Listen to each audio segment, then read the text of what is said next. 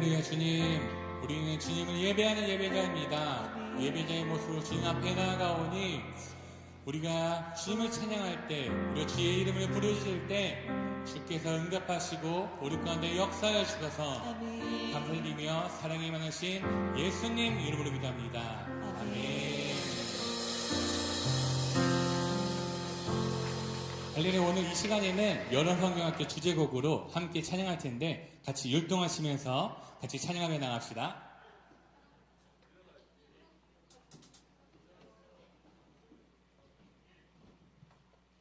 일어나셔서 찬양하실까요?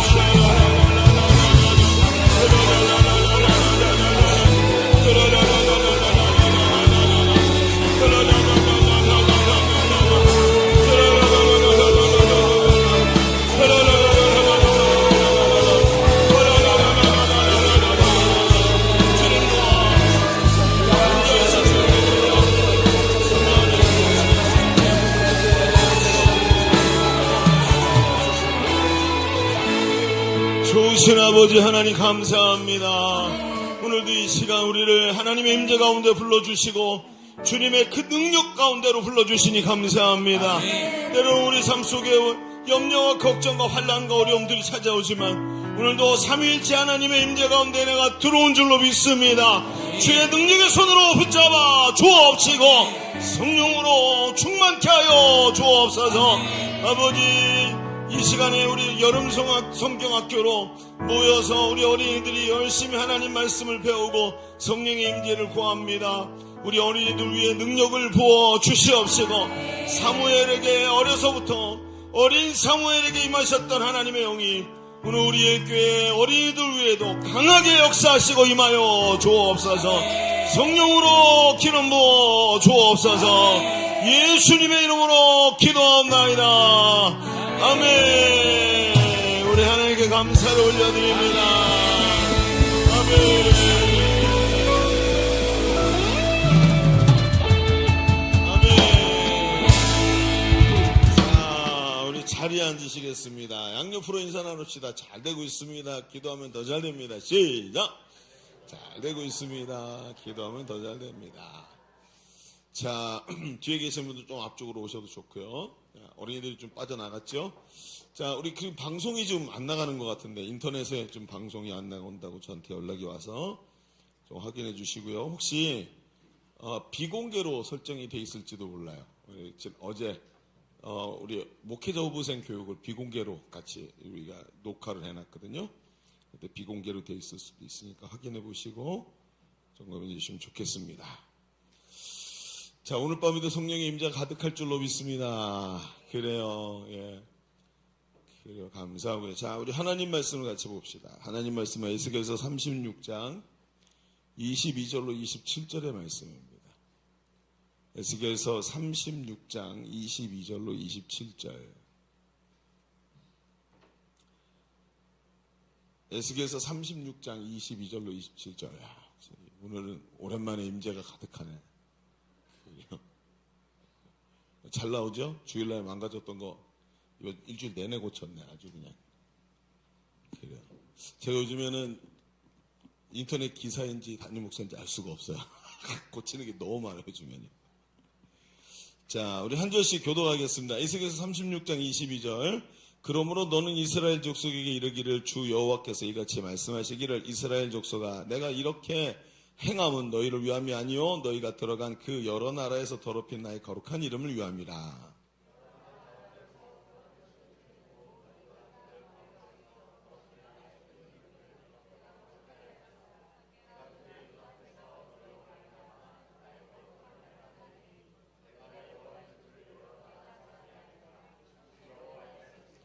내가 너희를 여러 나라 가운데서 인도하여 내고 여러 민족 가운데서 모아 데리고 고국 땅에 들어가서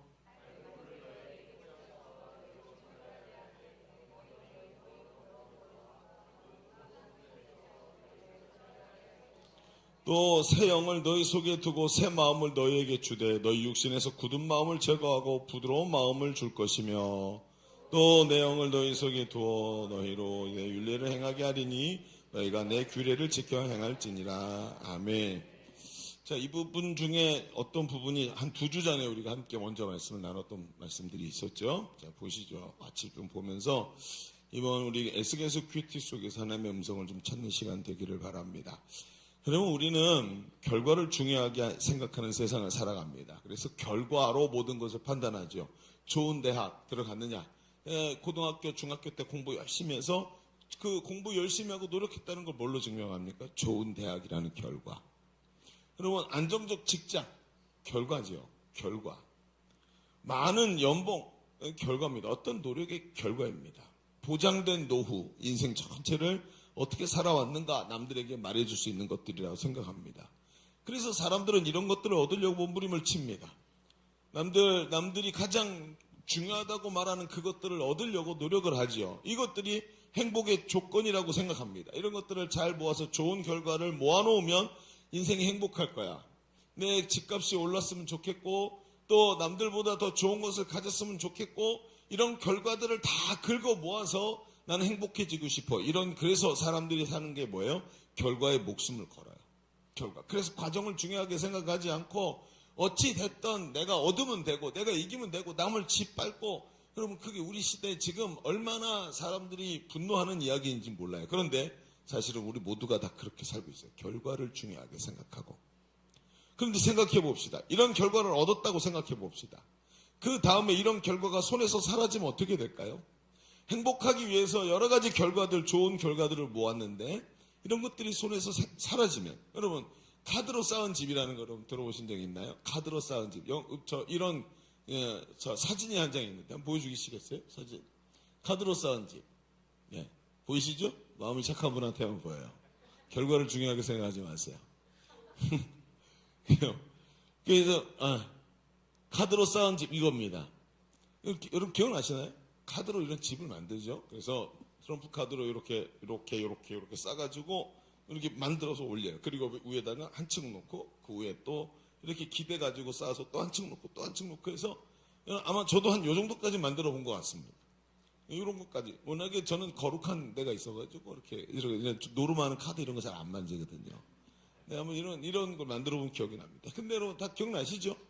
방바닥에서 만들면 제일 밑에가 미끄러져서 한쪽이 빠져나가죠. 그래서 맨 밑에는 양쪽에다가 지지대를 이렇게 카드 몇 장을 이렇게 대놔야지 양쪽으로 빠져나가지 않아요. 근데 저게 저렇게 잘 서 있는 것 같지만 바람만 훅 불어도 와르르 무너지고, 저게 무너지는 걸 생각해 보십시오. 옆에만 조금 무너지는 거 없죠. 그 중에 하나만 잘못해도 하나만 빠져도 전체가 다 주저앉아 버립니다. 여러분 우리가 세상에서 얻으려고 하는 행복이 딱 이래요. 수많은 조건이 만족이 돼야 됩니다. 이것이 저걸 지탱해주고 저 결과가 이 결과를 지탱해줘야 그래야 행복하다, 이런 결론을 얻게 되는 거예요.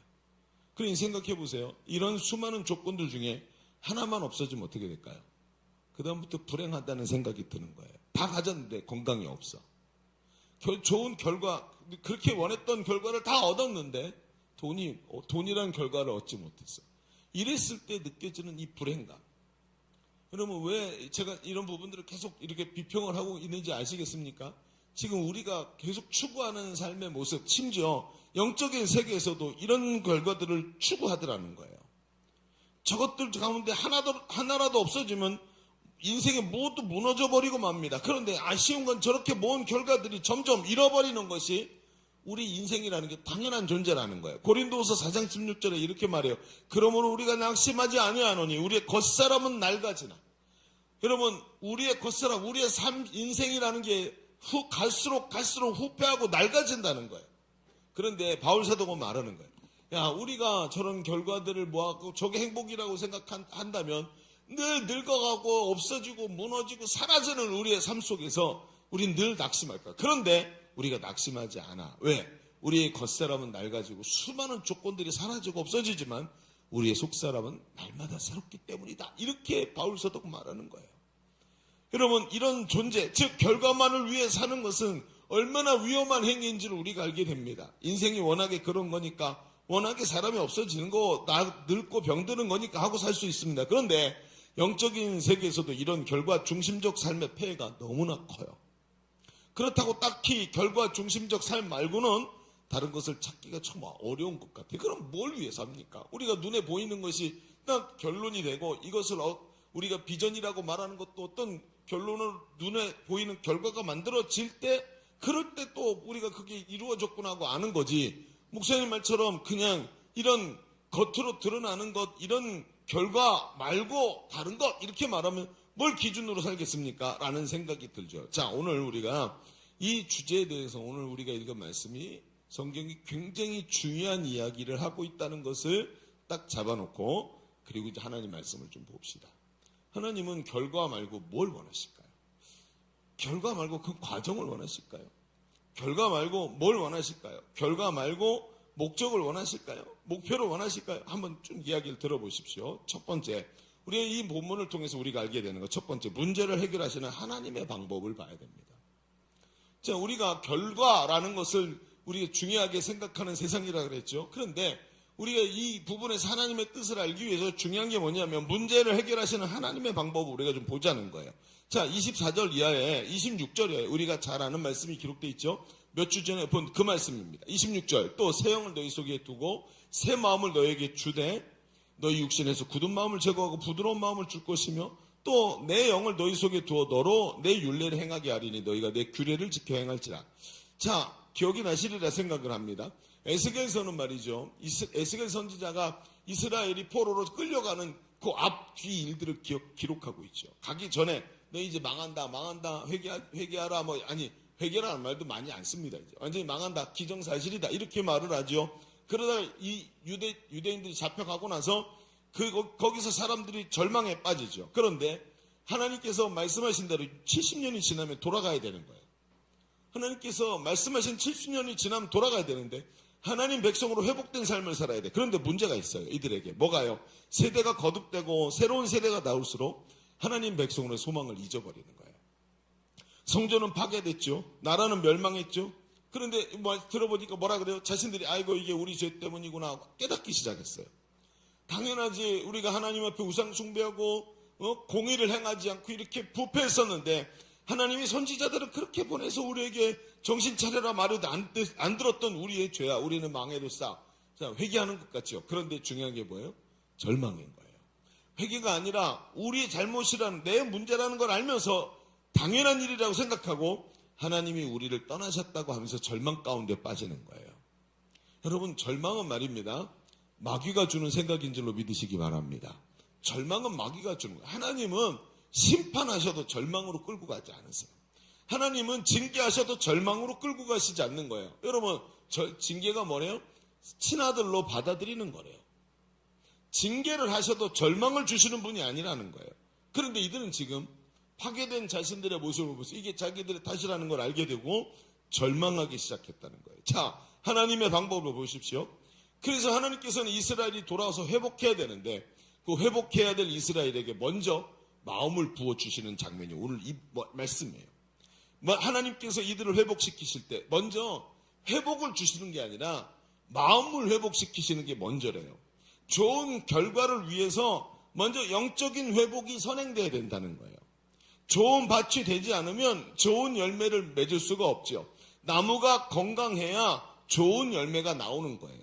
회복을 해야 되는데 마음이 회복되지 않으면 영적인 회복이 되지 않으면 열매를 맺어도 열매가 풍성해지거나 실해지거나 풍성해지지 않고 금방 말라서 떨어지더라는 거예요. 제가 우리 원로 목사님 사과밭에 몇 번 가봤습니다. 근데 이번에 사과를 한 3년 전에, 이번 금년까지가, 금년 3년 차니까 2년 전에 나무를 10년 정도 이렇게 사과를 따던 나무를 다 뽑아버리셨어요. 밭이 큰 밭이 하나 있고 작은 밭이 두 개가 있어서 밭 전체가 사과 과수원 2,000평 정도 돼요. 근데 거기서 제일 큰 밭에 나무를 싹 뽑아버리신 거예요. 그리고 새 나무를 심었어요. 근데 새 나무가 참 사람들이 얼마나 한지요. 머리가 좋은지 나무를 이렇게 세워놓잖아요. 그럼 사방으로 열매가 나올 거 아니에요? 이 나무를 돌보기 위해서는 사방으로 돌아다니면서 막 이렇게 해야 되니까 어떻게 했냐면 나무를 이렇게 세워갖고 어린 나무일 때 이렇게 목을 꺾어놔요. 그래서 나무가 똑바로 서 있지 않고 이렇게 옆으로 누워있어요. 그럼 이걸 어떻게 합니까? 다 누워있는 거예요. 다 누워있는데 어떻게 되냐면 나무 가지를 밑에 다 잘라버리고 이쪽으로만 위로만 자라게. 그럼 어떻게 될까? 일렬로 가지가 자라겠죠. 가지가 일렬로 자라요. 마치 모판에 모심오는 것처럼 가지가 일렬로 쫙 자라요. 그러니까 어떻게 되냐면 나무를 뺑뺑 돌아다니지 않고 지나가면서 손만 뻗치면 웬간한 가지에 다 닿는 거예요. 그랬고 인력을 줄이게 만들어놨고 수확을 많게 만들어 놓은 거예요. 그래서 새로운 농법으로 나무를 쫙 다 심었네. 그러면서 수확을 많이 할 준비를 하고 계시는데 이분이 뭐라 그러시냐면 이렇게 말하는 거예요. 나무가 건강해야 그 건강한 나무에선 좋은 열매가 나온다. 근데 나무가 건강하려면 어떻게 해야 되냐면 땅이 건강해야 된다. 그래서 어떻게 하냐면요. 비료를 땅의 성분을 채취를 해요. 그래서 땅을 이렇게 성분 채취를 하고 여기 요소가 더 필요해. 지금 땅이 그래서 열매가 안 맺히는 것 분석을 합니다. 그리고 비료의 양을 몇 월 달, 몇째 주쯤 얼만큼 비료의 양을 줘야 될지 계산을 해요. 그래서 땅을 좋은 땅으로 만들어요. 그리고 뭐 하죠? 나무가 건강해야 좋은 열매를 맺으니까. 여러분 아주 중요합니다. 금년까지 있잖아요. 나무가 열매가 없어요. 3년째, 이번이 금년이 3년째거든요. 3년째 열매를 나무 하나에 한 3개 정도 달아요. 원하는 한 100개에서 90개 정도 다는데 3개에서 4개 정도 나무 열매를 달아요. 그래서 금년 나오는 사과는 끝장이에요. 너무 맛있어요. 기억나십니까, 여러분? 원로 목사님 처음 귀농하셨을 때 3년 만에 나오는 사과를 한번 들고 온 적이 있었어요. 이만했어요. 기억나세요? 배보다 더 컸어요. 그게 이거예요. 이번에 나오는 사과는 아무 데서는 못 먹는 거예요. 북어를 해서라도 얻어 먹어보세요. 진짜 맛있는 게 나와요, 이번에. 근데 이건 이 나무 평생 주기에 딱 한 번 나오는 거니까 그렇게 다른 거예요. 아마 돈 주고 사 먹을 수 없는 그런 사과를 맛보시게 될 겁니다. 근데 이 기다리고 있는 왜 따지 않고 왜 열매를 많이 갖지 않고 딱 5개만 달아놓을까요? 나무가 건강해야 되기 때문에. 건강한 나무가 돼야 되니까. 그래야 좋은 열매가 많이 나오니까 나무의 건강에 집중하는 거예요. 여러분 요한 3서 1장 2절에 뭐라 그랬죠? 사랑하는 자야 내 영혼이 잘된 같이 내가 범사가 잘되고 강건하기를 구하노라. 할렐루야. 그렇습니다. 성도는 영적인 세계가 건강해야 돼요. 영혼이 건강하면 범사가 잘되고 강건합니다. 가정도 잘되고 직장도 잘되고 개인의 내면 세계도 영적 건강을 먼저 회복해야 그래야 삶이 많은 것으로 하나님 주신 축복으로 넘쳐나는 거예요. 방법은 뚜렷합니다. 영적 성장의 지름길인 양육과 훈련으로 계속해서 훈련을 받고 성장해야 되는 거예요. 여러분 저도 많이 해봤습니다. 어떤 방법이든 이런 방법도 해보고 저런 방법도 해봤지만 사람이 빨리 성장하지 않더라고요. 여러분 영적 성장에는 반대로 지름길이 있습니다. 뭔지 아십니까? 시행착오를 줄이고 그리고 내가 갖고 있는 시간과 열정의 이 한계들을 가장 잘 사용하는 방법이 뭐냐면 체계적인 양육과 훈련입니다. 앞에서도 많은 사람들이 이 방법으로 성장했던 우리의 앞에 있던 많은 신앙의 선배들이 성장이라는 자리에 나갈 수 있었던 여러 가지 방법이 뭐죠? 바울이 말하는 것처럼 양육과 훈련인 것입니다. 제대로 훈련받지 않으면 성장할 수 없습니다. 계속 빙빙빙빙 돕니다. 여러분 나무를 기를 때 건강하게 나무를 기르는 방법이 뭔지 아십니까? 가지를 잘 잘라내는 겁니다. 그리고 봄에 꽃눈이 피는데 꽃눈을 다 잘라내는 겁니다. 그래야 영양분이 그리로 안 가고 원하는 대로 자랍니다.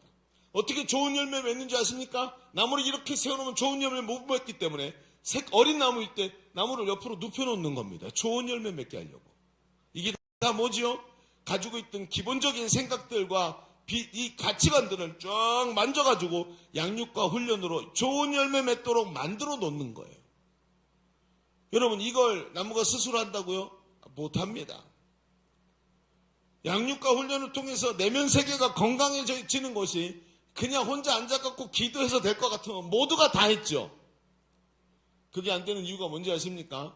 자기 스스로 자기를 변화시킬 수가 없는 거예요. 그래서 예수님도 제자들을 도제와 스승과 제자로 만나셔서 12명을 변화시키셨고 12명에게 모든 걸 투자하신 이유가 뭐지요? 제자들이 아무리 성령을 부어줘도 자기 스스로 변화되지 않기 때문에요. 그래서 예수님은 3년 반이라는 시간을 제자들에게 투자하시고 제자들이 변화될 수 있도록 양육하셨던 겁니다. 여러분, 중요합니다. 여러분, 하나님이 일하시는 방법을 보십시오. 하나님이 일하시는 방법을 보십시오. 먼저 마음을 회복시키십니다. 그렇죠? 좋은 나무가 되도록 만드시는 거 어떻게 해요? 사람이 양육과 훈련을 통해서 만들어지는 겁니다. 여러분, 하나님의 계획은 영적인 회복이 선행되는 거예요. 그래서 영의 회복을 위해서 새 영을 부어주시는 거예요. 우리가 잘 아는 느헤미야를 보십시오. 느헤미야도 지금 이 에스겔 그 어간에 에스겔 뒤에 있는 선지서입니다. 느헤미야서를 생각해 보십시오. 느헤미야라는 사람은 마음밭이 아주 좋은 사람이었습니다. 왜 하나님이 느헤미야를 통해서 예루살렘 성벽을 다시 중건하게 만들었는지 우리는 금방 알게 됩니다. 무너진 예루살렘 성벽의 소식을 느헤미야가 여러분 바벨론에서 듣죠. 그래 바사 왕국이 됐으니까 바사에서 앉아갖고 듣습니다. 아이고 예루살렘 성벽이 다 무너졌구나. 그 70년이 다 무너진 거구나 하고 생각하면서 가슴이 아파갖고 느헤미야가 기도를 합니다. 자, 느헤미야서 1장 6절과 7절을 볼까요? 자, 느헤미야의 기도를 보세요. 이제 주의 종들인 이스라엘 자손을 위하여 추야로 기도합니다. 밤낮 기도한대요. 그러면 우리 이스라엘의 자손이 주께 범죄한 죄들을 자복하오니 주는 귀를 기울이시며 눈을 여시사 종의 기도를 들으시옵소서. 나와 내 아버지의 집이 범죄하여 주를 향하여 크게 악을 행하여. 여러분 생각해 보세요. 지금 느헤미야의 기도의 내용이 뭐죠? 하나님께 회개 기도를 하는 거예요. 성벽이 무너졌다는 소리를 듣고 하나님이 이럴 수 있습니까? 저렇게 성벽이 다 무너지면 우리가 어떻게 돌아갑니까?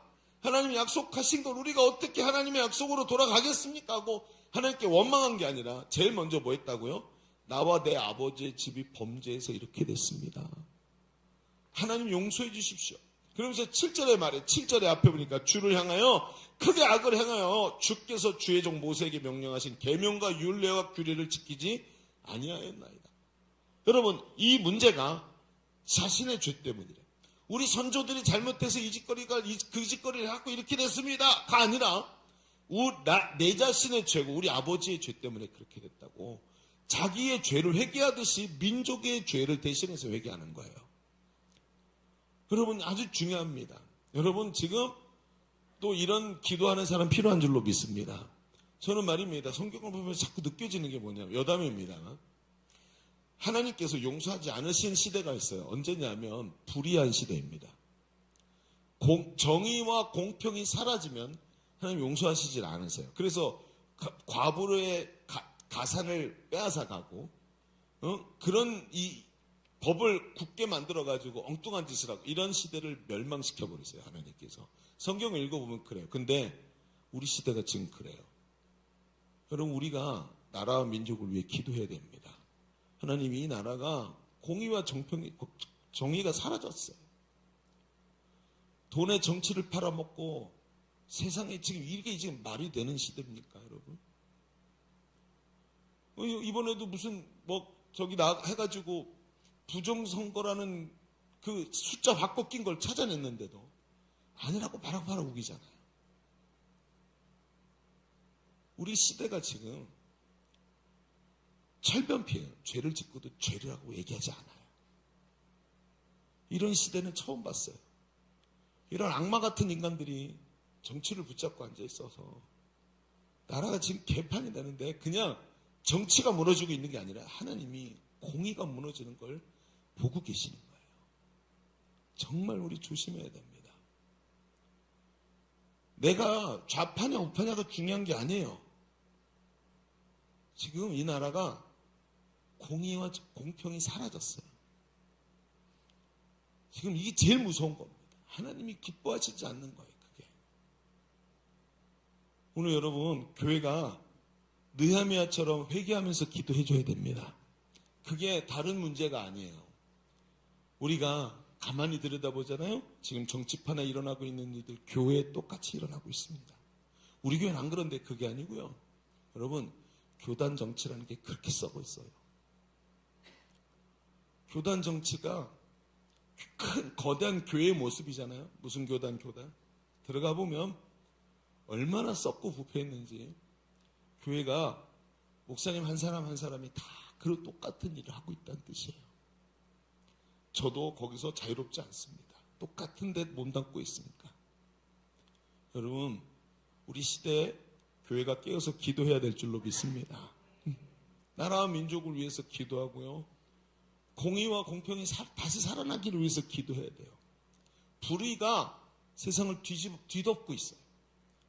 수많은 사람의 울부짖는 울음소리가 하나님 보좌 앞에 상달되고 있어요. 하나님 불공평합니다. 하나님 저 악한 사람들을 보십시오. 여러분 이 기도가 쌓이면 하나님 멸망시키세요. 정말 우리가 기도해야 됩니다. 우리 시대 악합니다. 정말 악합니다. 깨어있어서 기도할 수 있는 그런 믿음이 있기를 바랍니다. 아멘이십니까? 제가 지금 좌파냐 우파냐 이런 얘기하는 거 아니라고 계속 말씀드립니다. 눈 좀 똑바로 뜨세요. 째려보지 마시고. 제발 눈 좀 똑바로 뜨세요. 지금 나라가 망해가고 있어요. 눈을 똑바로 떠야 돼요. 응? 혈연, 지연, 학연에 매이지 말고 눈을 똑바로 뜨시라고요. 다들. 어쨌든 보십시오. 이 문제 때문에 지금 느헤미야가 자기 죄라고 하면서 기도를 하고 있는 거예요. 그러면서 그의 기도의 마지막에 하나님이 응답하시는 장면을 보면 하나님의 마음이 보여요. 느헤미야서 1장 9절부터 이렇게 나와요.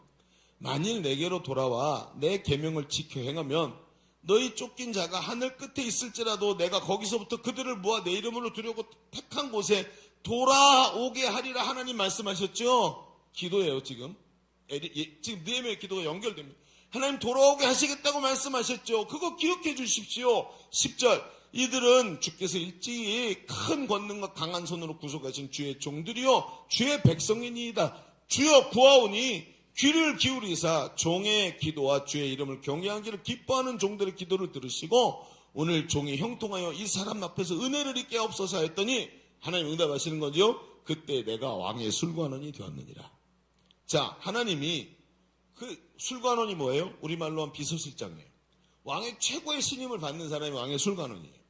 근데 느헤미야가 하나님께 이렇게 하나님 이 나라와 민족을 구해주십시오 막 그랬더니 기도를 했더니 하나님이 이 사람을 뭘로 만들었다고요?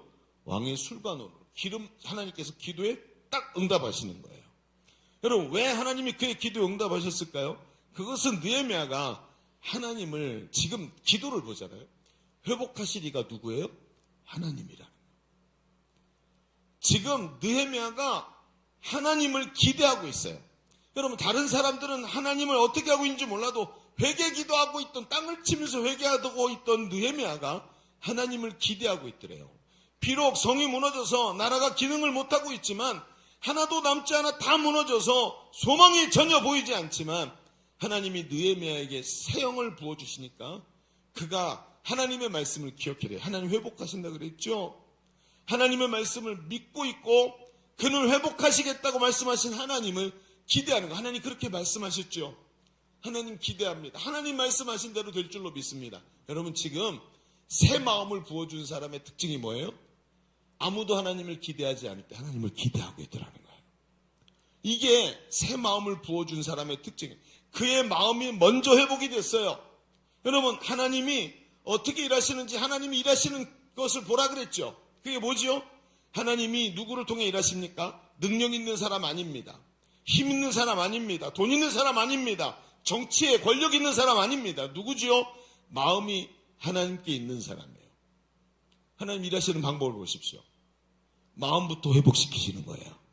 그리고 그 사람의 마음이 회복됐을 때 이 마음이 회복된 사람의 기도를 들으시고 그 마음이 회복된 사람을 뭘로 보내요? 총독으로 보내서 하나님의 뜻을 이루게 하세요. 여러분 생각해 보십시오. 제일 먼저 뭐부터 회복돼야 돼요? 마음이 회복돼야 돼요. 여러분 우리가 삶이 어렵고 환난이 오고 고통스럽고 제일 먼저 뭐부터 다치죠? 입이 딱 닫혀. 기도가 안 나와. 마음이 답답해요. 여러분 그때 제일 안 되는 게 뭐죠? 하나님을 기대하는 게 제일 안 돼요. 근데 희한하죠? 하나님 일하실 때 어떻게 하는 줄 아세요? 마음부터 회복시키세요.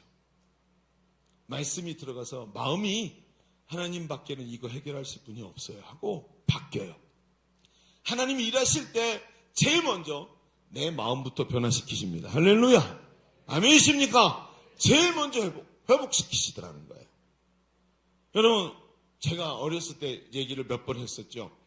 어렸을 때 저희 부모님이 인천에 있던 어떤 동네에서 이제 협동사역자로 일했어요. 그러니까 사역지가 없는 거예요. 그래서 친구 목사님 교회에 가서 협동 목사로 같이 계셨어요. 그러니까 사역지가 없어요. 그러면 생활비가 없다는 뜻이죠. 생활비가 거의 없는 거예요. 근데 저희가 그때 방 3개 있고 앞에 마루가 있고 그 앞에 조그만 꽃밭이 있는 집에 새들어 살았었어요. 지금은 그때는 신기촌이라 그랬는데 지금 신기촌이 뭘로 바뀌었죠? 인천에? 모르시죠? 네.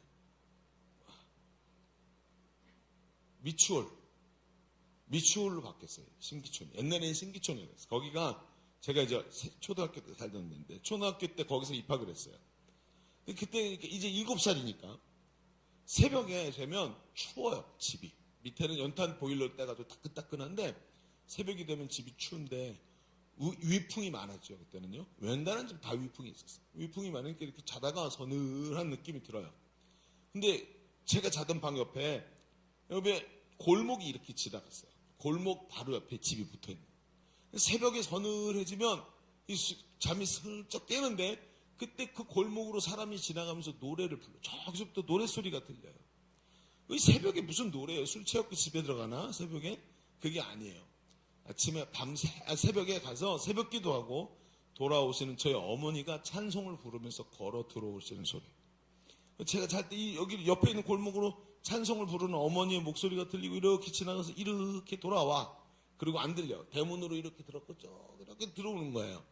조금 있으면 있잖아요. 방문이 열리고 저희 어머니가 들어오면서 찬 공기가 싹 들어오죠. 그러니까 정신이 번쩍 드는 거예요.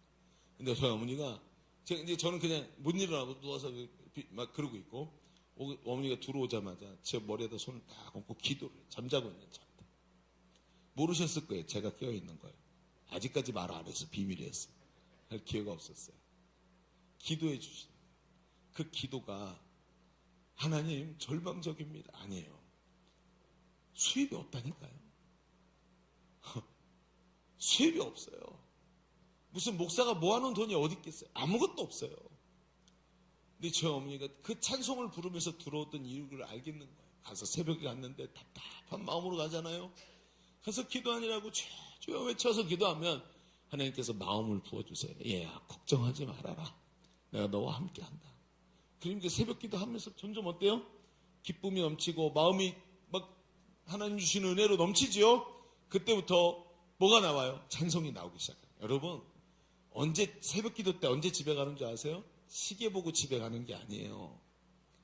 여러분 오늘도 성령 충만하려면 하나님께 그냥 시계를 맡겨드리고 기도하시기 바랍니다. 그러다가 하나님이 기도할 때 시작했을 때와 다르게 기쁨을 주시면 그거 붙잡고 내 마음에 됐다 싶을 때까지 기도하세요. 마음에 기쁨 주시면 응답은 시작됩니다. 마음부터 변화시키시는 거예요. 그러니까 들어와가지고 누워서 잠자는 7살짜리 아들 머리에다 손 얹고 축복 기도를 해주는 거예요. 축복 기도. 여러분 제가 금요철 때 왜 아이들 축복 기도 머리에다 손 얹고 기도해 주는지 아시겠어요? 제가 그때 그걸 잊지를 못해요. 지금도. 제가 그때 하나님께서 제가 하나님의 자녀인 걸 그때 알게 된 거예요. 제 머릿속에 들어간 거예요. 지금도 말이죠. 아이들이 오면 금요철에 때 뭐 하겠습니까? 1층에서 막 뛰어놀잖아요. 뛰어놀고 금요철에 때 안수 받으러 애들이 올라와. 지들은 받아도 되는 줄 알고 와요. 와 오면은 딱 감잖아요. 머리에 손 얹으면 철퍼덕. 여기 머리에 물이 한가득, 물이 아니 땀이 한가득 철퍼덕. 기도해주군요. 등에다가 닦아. 했는데 또 해줘야. 안 그러면 이게 옆에 이가 올라망할 것 같아요. 그리고 해줘야 돼요. 집에 가갖고 손 꼭 닦고 자야 되는데 어떨 때 못 닦고 자고 그런 얘기도 하는데 해줘요. 그래서 제가 뭐 한 줄 아세요? 하나님, 제가 어렸을 때 하나님이 저희 어머니가 기도하고 와서 그 기쁨의 기도를 해주셨던 걸 저도 이 아이들한테 해줍니다. 이 아이들에게도 똑같이 부어달라고. 내 마음이 변화돼야 돼요. 기쁨이 넘치고 감사가. 하나님이 제일 먼저 하시는 게 뭐예요? 마음이 회복시켜 주시는 거예요. 그럼 그 뒤에 역사가 일어날 줄로 믿습니다. 하나님이 누구를 통해 일하시던가요? 능력 있는 사람이 아닙니다. 하나님을 믿음과 소망의 눈으로 볼 수 있는 마음이 변화된 사람입니다. 할렐루야. 아멘 좀 하세요. 내가 짜증내니까 거기도 아멘도 짜증내고 하네. 그래 자신이 없어서 어떡합니까? 여러분 하나님께 나가십시오. 큰 소리로 찬양 부르고 아멘도 큰 소리로 하고 두 손 번쩍 들고 내 팔이 떨어지나 기도가 먼저 응답이 떨어지나 한번 봅시다. 그리고 두 손 들고 기도하세요. 그 얼마나 중요한지 아세요? 손 든 것과 안 든 것은 기도하는 마음의 자세가 아주 다릅니다. 그리고는 나가는 거예요. 마음이 먼저 회복돼야 되니까. 여러분은 어떠십니까? 하나님은 이런 마음이 회복된 사람을 통해 일하십니다. 제 마음을 먼저 회복시키십니다. 그래서 소망을 품고 기도하게 하십니다. 오늘도 우리 목자들한테 얘기했어요. 사역 일지 왜 쓰냐고요. 하나님의 일하심, 그 일하심을 기대하고 소망하지 않으면 사역 일지 쓸 수 없어요. 왜요? 매일같이 안 되는 거 써야 돼요. 누구는 뭐 때문에 못 왔고 누구 뭐 때문에 못 왔어. 근데 이게 뭐죠? 기도 제목이에요. 하나님 이 사람 이거 회복해 주십시오. 이 사람 이거 변화되게 해 주십시오 하면서 쓰면서 기도 제목 붙잡고 일하시는 하나님을 기대하기 위해서 쓰는 것입니다. 할렐루야. 그겁니다. 하나님이 우리에게 새 영을 부어주셔서 좋은 마음을 주시고 하나님을 기대하게 하시니까 굳게 닫혀있는 목장 식구들을 위해서 기도가 시작되고 그들을 향해 불쌍히 여기는 마음이 일어나니까 이걸 쓰는 거예요. 너무나 한심하죠. 아이고 또 안 나와. 아이고 또 예배도 안 나오고 또 자빠졌네. 아유 미치겠네. 쓸 때마다 짜증나고 힘들고 아무리 기도해줘도 못 일어나고 이게 아니에요. 하나님 어떻게 하시냐면 마음을 먼저 변화시켜 주시는 줄로 믿습니다. 하나님을 만나십시오. 그리고 그 만남을 통해 하나님이 주시는 마음이 새로워지고 목장이 회복되고 우리의 삶에 하나님이 나를 통해 일하시는 은혜가 넘치게 될 줄로 믿습니다. 아멘. 그렇죠. 그래요. 자, 여러분 일하시는 하나님의 방법이 뭐라 그랬죠? 우리에게 새 영을 부어주시는 거라 그랬어요. 하나님의 방법이에요. 그래서 새 마음을 주십니다. 그 새 마음 때문에 절망 속에서도 일하실 하나님을 기대하면서 볼 수 있는 거예요. 그런데 이 말의 전제가 우리에게 아이러니를 주죠. 어떻게 해요? 하나님은 우리를 회복시키려 합니다. 당연한 일이죠. 왜요? 아니 목사님 하나님은 당연히 회복시켜야지. 그래야지 우리가 일할 수 있으니까 회복을 주시죠. 여러분 과연 그럴까요? 하나님은 사랑이 많으시니까 우리를 사랑하시니까 회복시키죠. 아닙니다. 땡입니다. 땡. 잘 들으셔야 됩니다. 우리가 바로 이 대목이에요. 제가 지금 서론에서 말씀드렸던 결과에만 집중하는 생각. 바로 이겁니다. 자, 이제부터 짧은 시간이지만 굉장히 중요한 얘기를 우리가 나누게 될 겁니다. 자, 반대로 생각해 봅시다. 새 영을 부어주신다고 했는데 만약에 우리가 성령 충만하지 않으면 어떻게 되죠? 우리는 성령 충만하지 못할 때가 더 많은 것 같은데요. 그럼 하나님 새 영을 부어주셔도 내가 늘 하던 대로 성령 충만을 잊어버리면 하나님 주신 회복이 취소되는 건가요? 자, 우리가 결과에만 집중하면 어떻게 되냐? 당연히 하나님은 우리를 회복시키시는 분이지. 왜 그럴까요? 왜 그렇게 생각해요? 인본주의 때문에 그래요. 하나님이 생각의 시작이 아니고 나라는 존재, 인간이 세상에서 제일 중요하고 내 행복이 세상에서 제일 중요하다는 우리 시대에 못돼 먹은 담론이 있어요. 그게 바로 인본주의예요. 내가 행복하면 땡이야. 내가 좋으면 돼. 이게 내가 만족하면 된다는 생각이 인본주의의 시작이에요.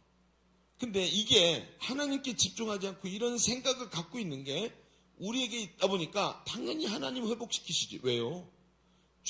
성경에 보면 하나님은 죄인을 심판하시는 분이잖아요. 회복시키시는 게 당연한 건가요? 아닙니다, 사실은. 정확하게 말해봅시다. 아닙니다. 여러분, 우리는 성령 충만할 때가 더 충만하지 못할 때가 더 많아요. 여러분, 결과에 집중할 때 일어나는 일이 바로 이런 거예요. 우리의 결과는 오늘 승리, 그런데 내일은 승리가 아니에요. 오늘은 은혜, 그런데 내일은 은혜가 아니에요. 그렇지 않습니까? 여러분, 오늘도 금요일 때 은혜 받았고 주여 막 기도하고 기쁨으로 나도 노래 부르면서 집에 가야 되는데 내일 아침 되니까 주가가 팍 떨어졌어요. 어떻게 할까요? 예? 은혜가 어제 그 은혜가 오늘의 은혜 되든가요? 안 되죠. 이러면 사람이 이래요. 그래서 또 쓰러지고 또 낙심하고 또 소진되고 또 넘어져요. 그러면 여러분 생각해 보세요. 마음을 바꾸신다는데 우리는 그러면 죽을 때까지 마음이 안 바뀌겠네요. 그렇지 않습니까? 우리는 이런 자신을 보면서 자꾸 좌절합니다. 내가 뭔가 잘못하고 있는 것보다 하나님이 나에게 은혜를 안 주시나 보다. 기도가 응답되지 않나 보다. 이렇게 생각을 해요. 왜? 결과에 집중하고 있기 때문에. 그러니까 내가 기도했던 대로 그대로 돼야 응답이라고 생각해요. 여러분 잘 들어보십시오. 제가 오늘 목사님 피곤한데 오늘 힘든 얘기 하시네요. 맞아요. 힘든 얘기예요. 자, 두 번째 얘기에서 이렇게 봅시다. 두 번째로 넘겨주세요. 예, 둘째, 문제를 해결하시는 결과보다 더 중요한 것은 문제를 해결하시는 목적입니다. 자, 중요한 게 이거 어렵죠, 말이. 문제를 해결하시는 결과. 그러니까 내 기도대로 문제가 해결됐어요. 라는 것보다 더 중요한 게 뭐냐면 문제를 해결하시는 이유와 목적이라는 거예요. 자, 오늘 말씀을 보세요. 짧은 시간이 될 겁니다. 자, 하나님은 새 영을 부어주시는 목적을 그 앞에 먼저 설명하세요. 내가 앞에 얘기했죠. 내가 새 영을 너희 속에 부어주어 새 마음을 주신다 그랬죠. 근데 그 이유를 먼저 설명하세요. 22절, 23절. 자, 읽어봅시다, 이번에는. 여태껏 안 읽었던 이유가 이거예요. 자, 지금부터 많이 읽어야 돼서. 자, 읽어보겠습니다. 시작. 그러므로 너는 이스라엘 족속에게 이르기를 여호와께서 이같이 말씀하시기를 이스라엘 족속아 내가 이렇게 행함은 너희를 위함이 아니요 너희가 들어가 그 나라에서 더럽혀진 나의 거룩한 이름을 위해. 자, 이렇게 한 것은 너희를 위함이 아니고 뭐라고요? 너희가 들어간 그 여러 나라에서 바벨론, 바사왕국 이런 데서 더럽혀진 나의 거룩한 이름 때문에 너희에게 새 마음을 준다는 거예요. 이상한 내용이네요. 23절 같이 또 읽어봅시다. 시작. 여러 나라 가운데서 더럽혀진 이름 곧 너희가 그들 가운데서 더럽힌 나의 큰 이름을 내가 거룩하게 할지라. 내가 그들의 눈앞에서 너희로 말미암아 나의 거룩함을 나타내리니 내가 여호와인 줄을 여러 나라 사람이 알리라. 주 여호와의 말씀이니라. 아멘. 자, 하나님이 뭐라 그래요? 자신의 이름의 거룩함을 위해 이 백성을 모아서 정결하게 하시고 새 마음과 새 영을 부어주셔서 굳은 마음을 제거하시겠다. 자, 앞에서 이야기한 거에 원인이 나왔어요. 자, 좀 더 자세히 보십시다. 이스라엘 백성이 하나님을 거역하고 징벌을 받아서 멸망당했어요. 당연하죠. 약속을 어겼고 계약이 파기됐으니까 하나님의 손이 떠나는 게 당연한 거예요. 그런데 그들의 이런 모습을 보고 여러 나라 사람들이 하나님을 오해할 거래요. 보세요. 20절, 조금 전에 읽었던 20절 보세요. 이렇게 말해요. 그들이 이른바 그 여러 나라에서 내 거룩한 이름이 이스라엘 백성들 때문에 더러워졌나니 곧 사람들이 그를 가르쳐 이르기를 이들은 여호와의 백성이다. 여호와의 땅에서 떠난 자라 하였습니다. 여러분 무슨 얘기예요? 바벨론 사람들이 포로로 잡아온 이스라엘 백성을 보더니 야 너네 이스라엘 아니야? 응? 여호와 하나님을 섬기잖아. 하나님이 너희를 버렸나 보다. 야 너네가 결국은 하나님도 그런 분이구나. 이렇게 생각한다는 거예요. 자, 비슷한 대목이 출애굽기에 나오는데요.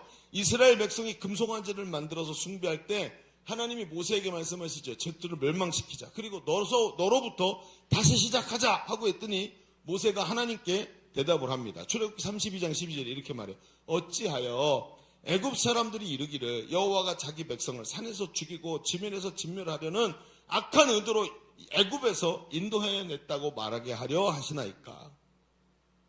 하나님 만약에 여기서 이스라엘을 죽이면 애굽 사람들이 그래 우리하고 같이 있던 저 이스라엘을 끌고 나가 여호와가 끌고 나간 이유가 고작 저 광야에서 다 죽이려고 데려간 거야? 이렇게 말할 거라는 거예요. 하나님이 이것 때문에 지금 너희에게 새 마음을 주시겠대요.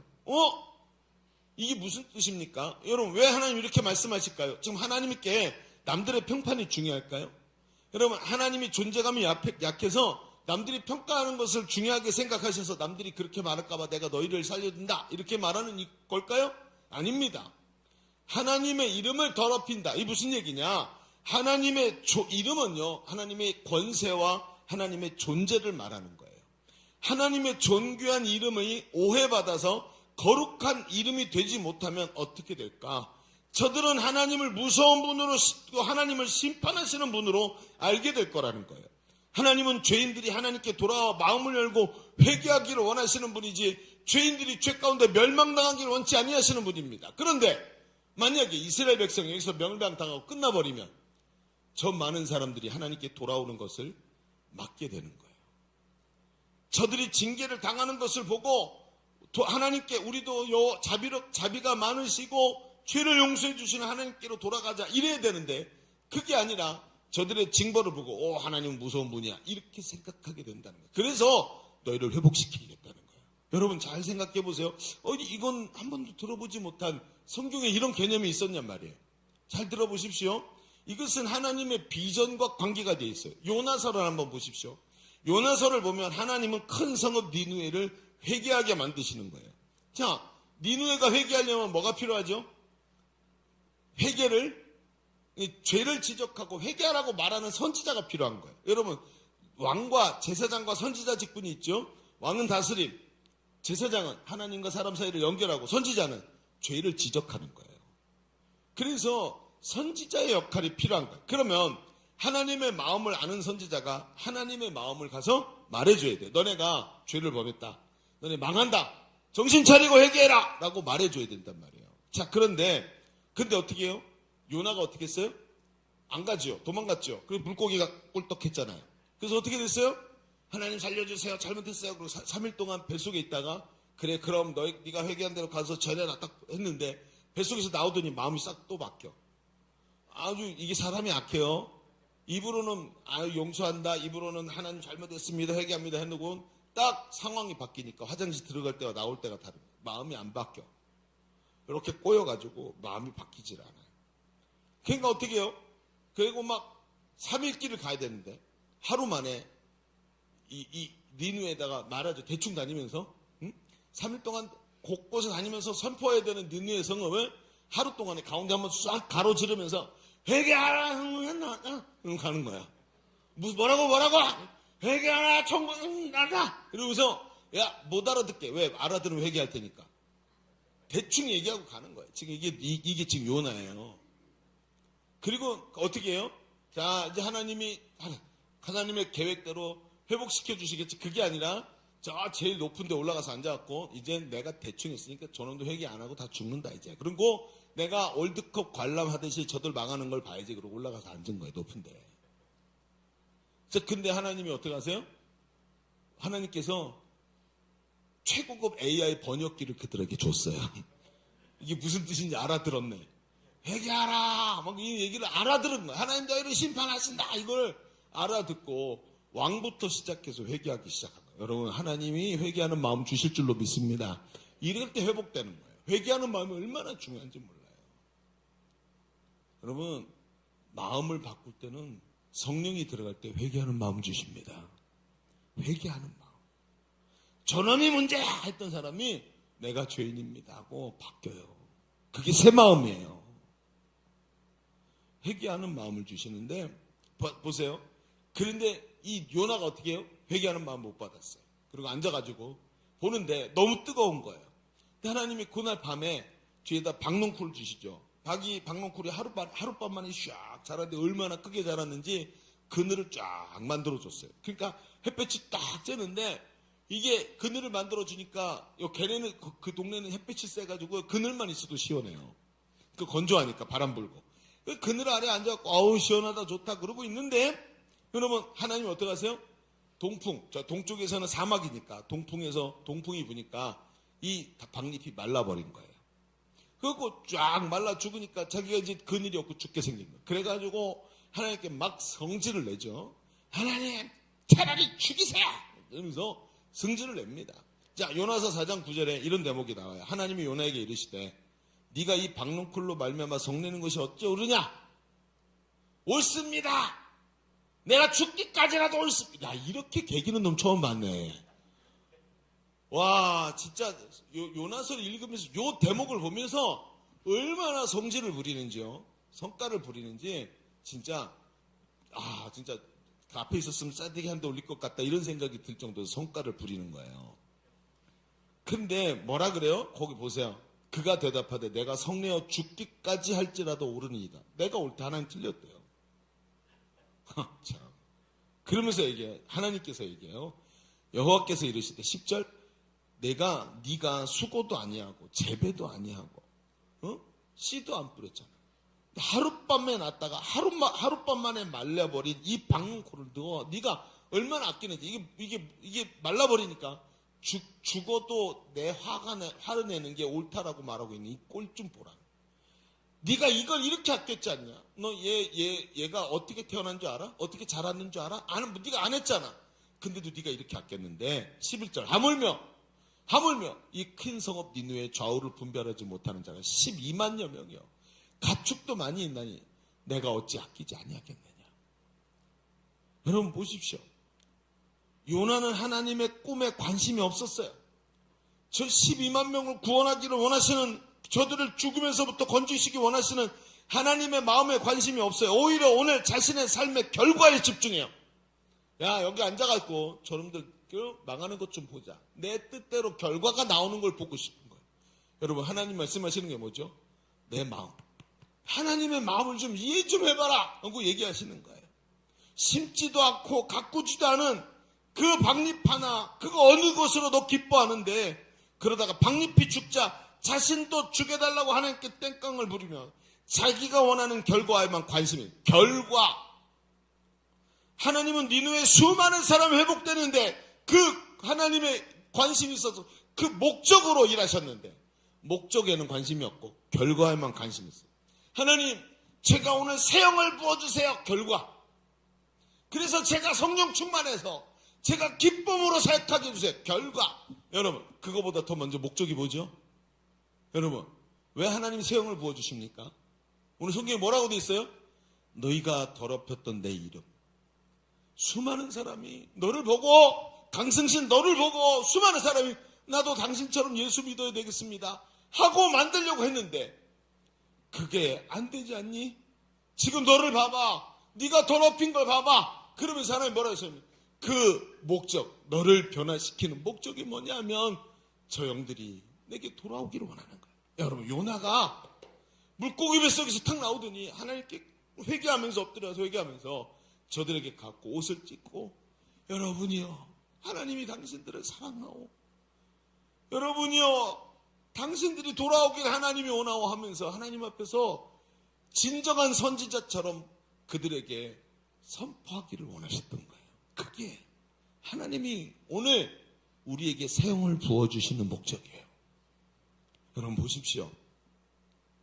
다시 돌아가 봅시다. 하나님이 왜 새 영을 부어주시죠? 나 회복되라고요? 아닙니다. 회복된 나를 통해 좌우를 분별하지 못하는 니느웨 사람들이 주님께 돌아올 거기 때문이에요.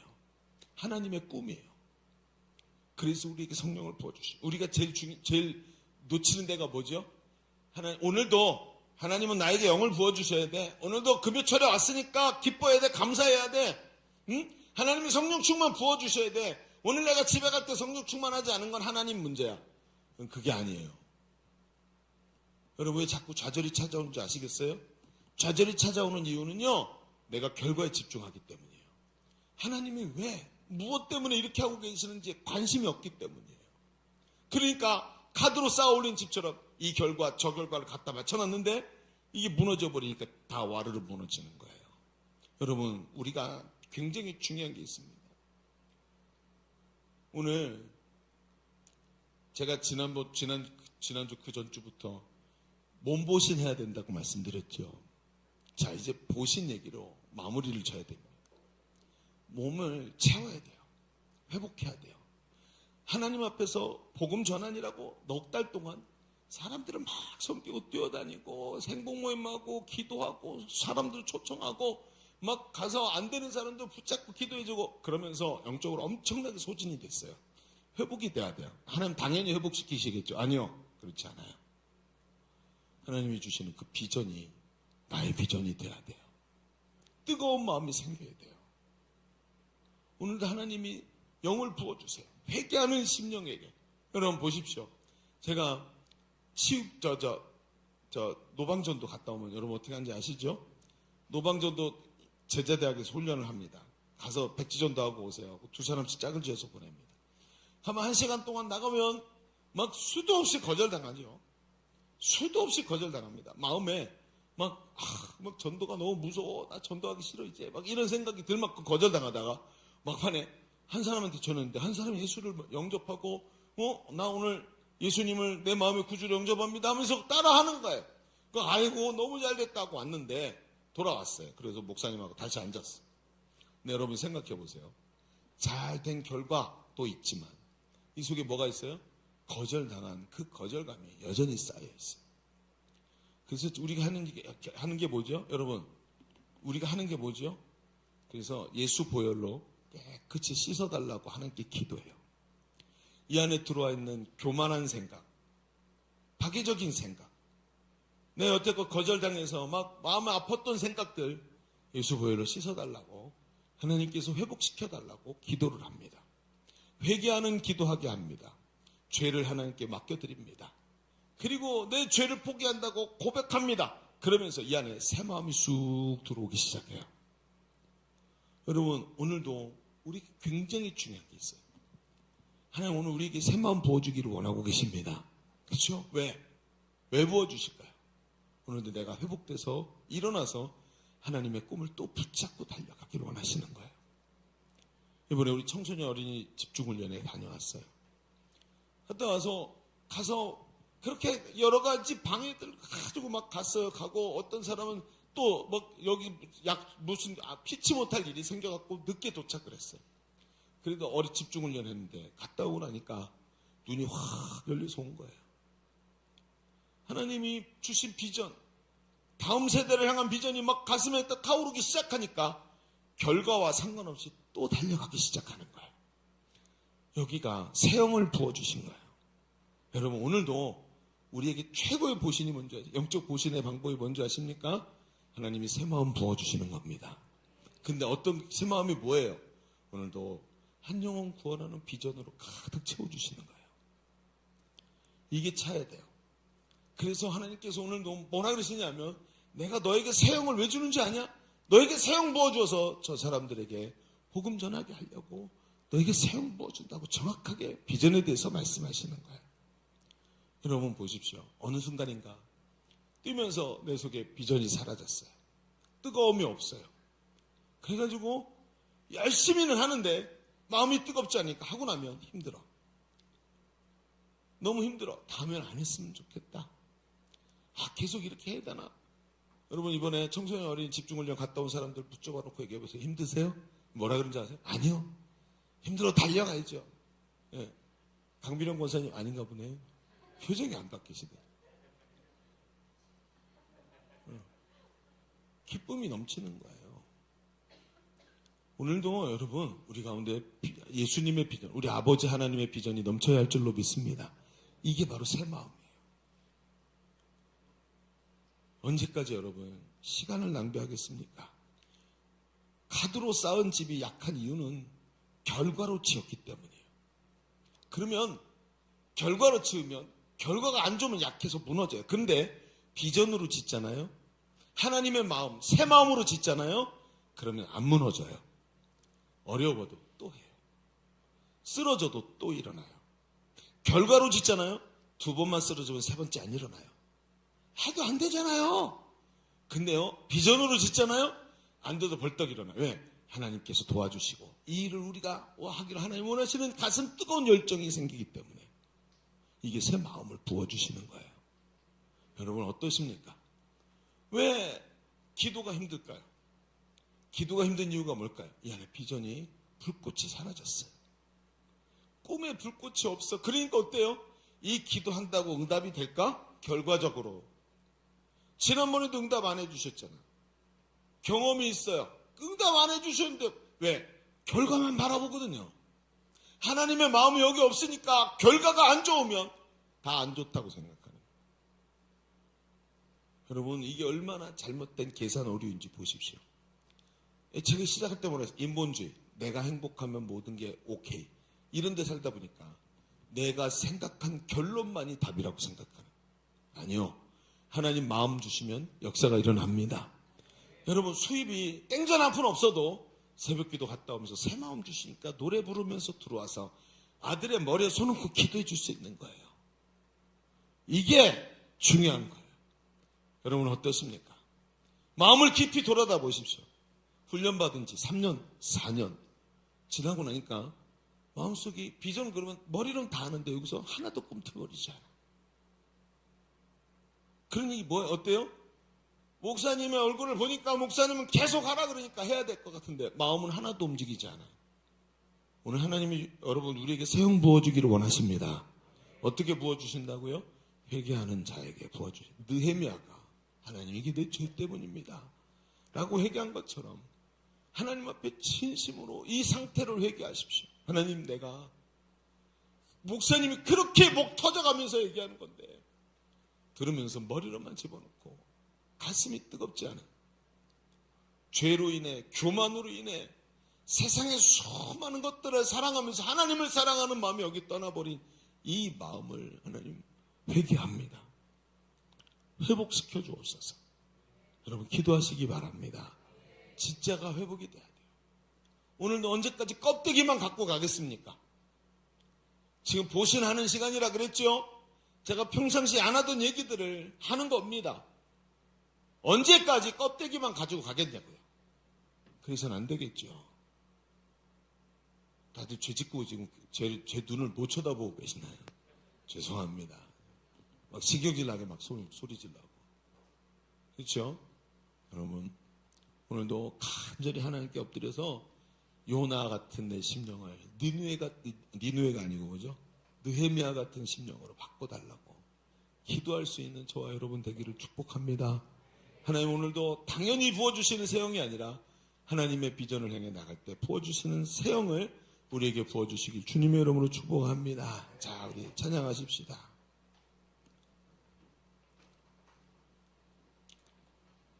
자, 주님 나를 택하사라는 찬양이 있죠? 한번 우리 먼저 한번 해봅시다.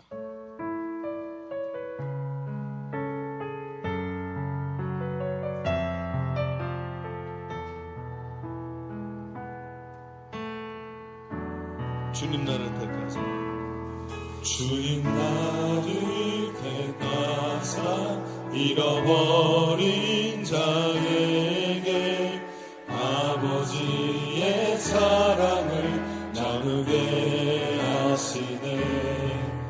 어두움을 밝히며 차가운 마음 녹이는 진리의 빛 전하게 하소서. 주님 나를 택하사 잃어버린 자에게 아버지의 사랑을 나누게 하시네. 어둠을 밝히며 차가운 마음 녹이는 진리의 빛 전하게 하소서.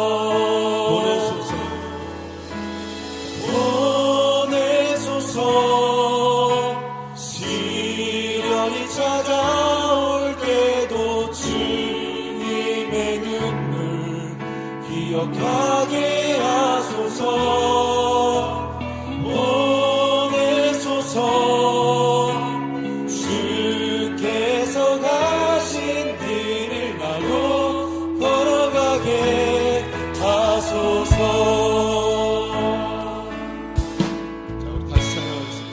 지키러 다니세요. 지키러.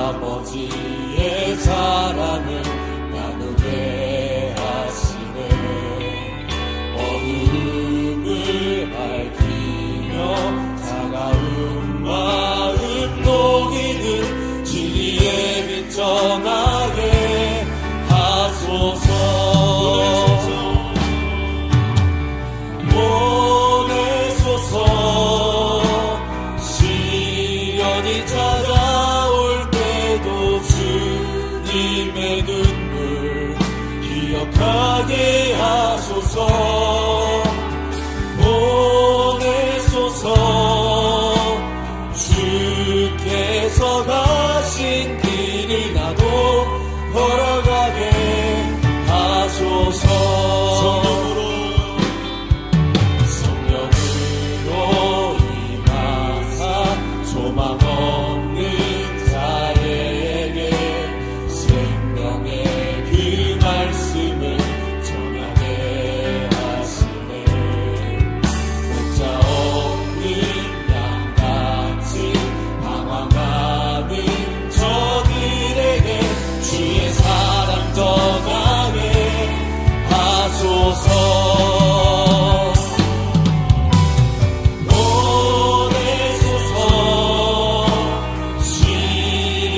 찾아올 때도 주님의 눈물 기억하게 하소서. 보내소서 주께서 가신 길을 나도 걸어가게 하소서.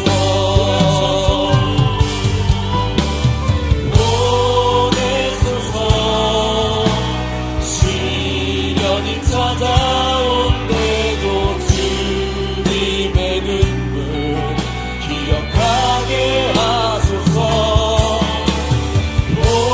보내소서 주께서 가신 길을 나도 걸어가게 하소서.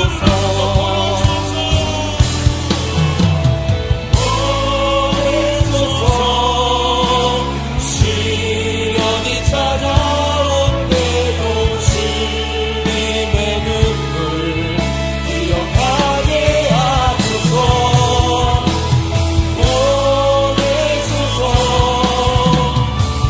주께서 가신 길을 나도 걸어가게 하소서. 나를 보내소서.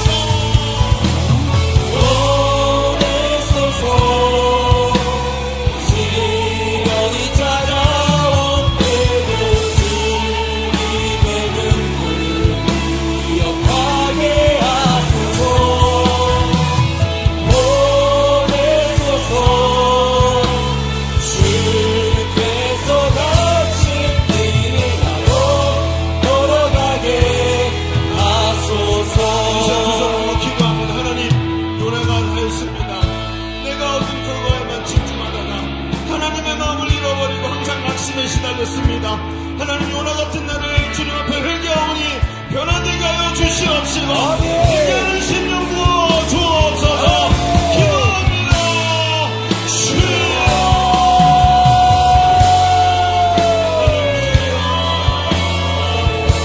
내 생각에만 집중하고 내 마음을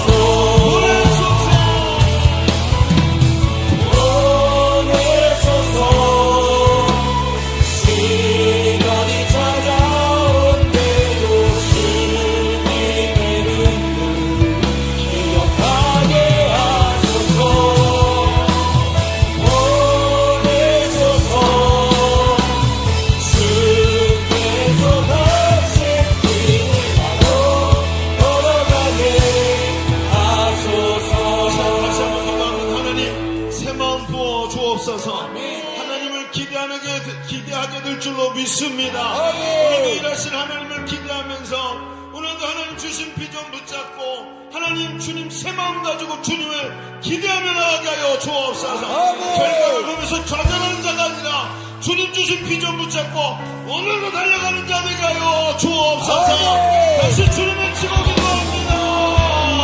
주여